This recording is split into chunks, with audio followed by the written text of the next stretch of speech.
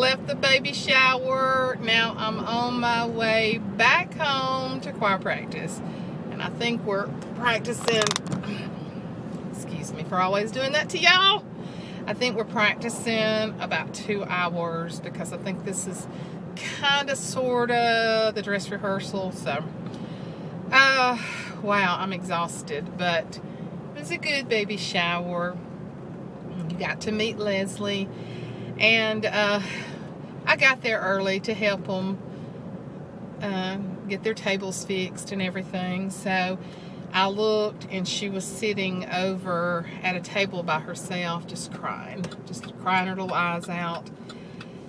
And, you know, me and a friend was talking yesterday, and I told her, I said, I cannot imagine the emotions that she's going through right now. I can't imagine all the different emotions.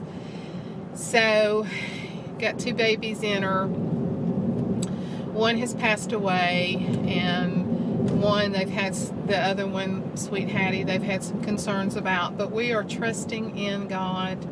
I'm telling you, we are trusting in God. And thank y'all so much. So many of you have said that you're praying, and I appreciate that so much. So it's just we gathered around her and just prayed. We prayed for God to give her peace and to give her strength, and for the Holy Spirit just to wrap His loving arms around her. And I'm telling you, He did. I could tell she was stronger after that, and we just all cried with her. Because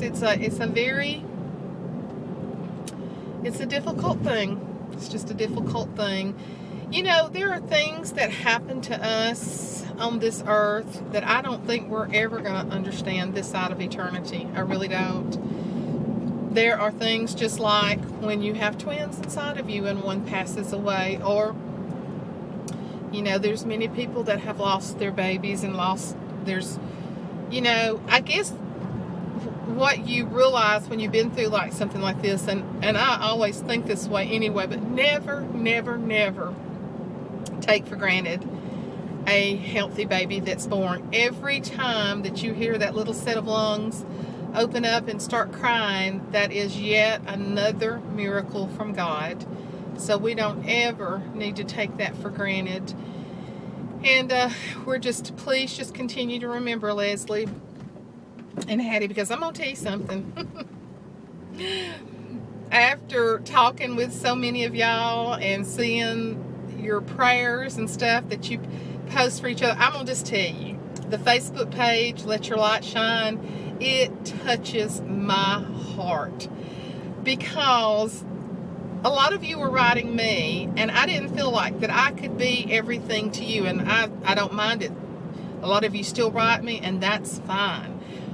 But what we've done, we've developed a community of believers, and a community that we're united together through my YouTube channel, and probably a lot of other channels.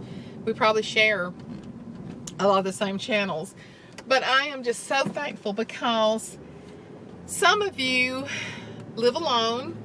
Some of you have limited contact with the outside world. And that's how social media is so beautiful, that it unites you with people. I have made friends from all over this world, all over this nation indeed, by YouTube and by Facebook. And that's how social media is beautiful. I know that it's used in a lot of ways that's not good, but I thank God that we can glorify Him and that we can pray for each other. And that's what touches my heart, is if I'm away from the computer most of the day, and I'll go on there, and there will be somebody that's requested prayer, and all of you just like you come in on that person and saying, you know, I'm going to pray with you, I'm standing behind you. I'm just going to tell you, that makes my heart just swell with pride and with love, and God's love is just amazing. Today's Palm Sunday. Pastor did a real good sermon today. He's doing really, really good, and he said something today, and I think that every one of us can relate to this. He said that the grief that he's going through, because Sister Pam passed away December the 31st, so we're coming up on 3 months. And he said the grief that he's going through is like he'll be walking along and it's a beautiful sunny day, and then when grief hits him, it's like a dark cloud comes over him all of a sudden, and he's unprepared for it. And I thought, boy, is that not our lives in general? We're walking along and we're thinking everything's going okay, and all of a sudden a storm of life will hit us, and it's hard to take, isn't it? Sometimes we don't even have time to run for shelter before that storm hits us. And I was just thinking, that is so like life, is it not? And when he used that illustration today, I thought that was a very good illustration, very good. And so we're just praying for him, continuing to lift him up in his grief. But he's been preaching really good. He preached an outstanding sermon today on Palm Sunday. So anyway, I'm headed to choir practice, and I had noticed on Facebook that it's our lead guitarist. Today is his birthday, and he is the one that lost his wife in November, our sweet Joyce. And so I asked our choir director, could we get him a cake or a cookie cake or something and sing happy birthday to him this afternoon? He said, yeah. And so I told him I'd take care of it. And then I realized, oh my gosh, by the time I go do that, I can't let it sit in my car. So I gave money this morning to one of my sweet friends in the choir. And so she was going to go get him a big cookie cake and have it there at choir practice for him when we get there at 4 o'clock. So it's one of those crazy Sundays when you run from one event to the next. But that's okay, because I've got the strength to do it today. Praise you, Lord. I may crash when this is all over with, but John had talked to me earlier today, and he said, you sound better. Your voice sounds better. And I said, I feel better. I pray to God that I'm coming out of this fatigue, because it goes in cycles. And I pray to God that I'm coming out of it. So anyway, I'm headed back to choir practice. I just wanted to show you a little bit of the girls and my beautiful little redhead that was there helping. And she really put it all together. She did good. She came and raided my house and got all my serving pieces. And so, but it's been a bittersweet day. Shower. It was kind of, I don't know, you can't tell from the video that I did, but it was very low key today. And so, and I noticed a lot of people were not asking her, and that's what she didn't want. She didn't want everybody asking her. So we had, you'll notice on the sign-in table, Ashley had bought me a beautiful little frame type thing that talks about when you lose someone that you love so much that you have a beautiful memory in heaven, a beautiful treasure or something. So we put Sadie's picture in that, and then I ran another picture, and they framed it of Hattie Jane. So we put both of the girls' pictures on their sonar pictures on the sign-in table. So that was sweet. But anyway, it's been a good Sunday. I hope you've had a good Sunday. I hope that you've either got to go to the house of the Lord and worship, or you got to watch online, or you got to watch on TV. And I had sent some of you some different sites. There's no reason, if you're housebound, or if you're sick, or if you just are down and out, if you just can't get to, there's no reason now with technology that you cannot still have church on Sunday and worship and glorify the Lord. There's too many outlets out there for you to do it.